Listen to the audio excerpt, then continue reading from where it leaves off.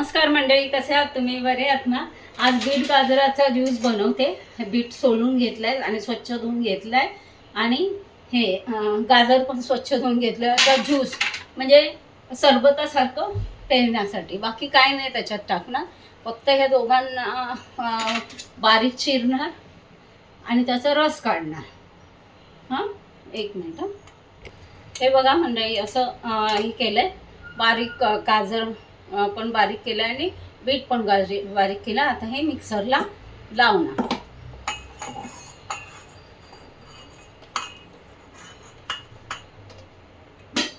मिक्सरला बारीक करून घेतो.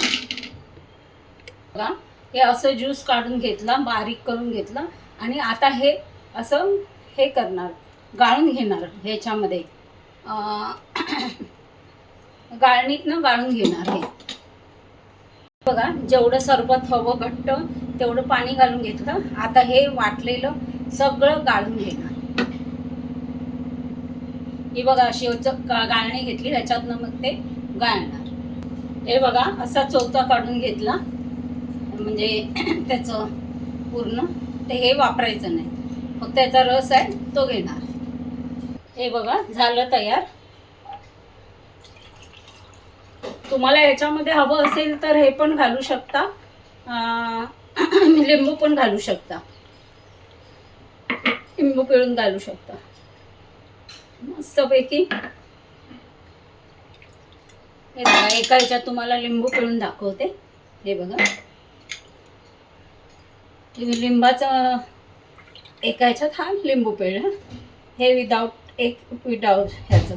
आणि चवीपुरता मीठ घालायचं त्याच्यामध्ये, त्याने करून चव येईल चांगली. असात हे घातलंय मीठ, कारण सगळ्यांनाच मीठ नको असतं आमच्याकडे, त्याच्यामुळे मी माझ्या पुरता फक्त हे केलंय. अशा प्रकारे झाला बिटाचा सरबत. गाजर बिटाचा सरबत. आणि लिंबू हवं असलं, चवीसाठी हवं असलं तुम्ही पिळू शकता. चला तर मग अशीच एक नवीन छोटी रेसिपी घेऊन परत भेटू.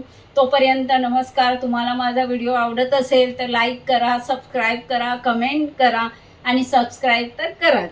हां, चला तर मग.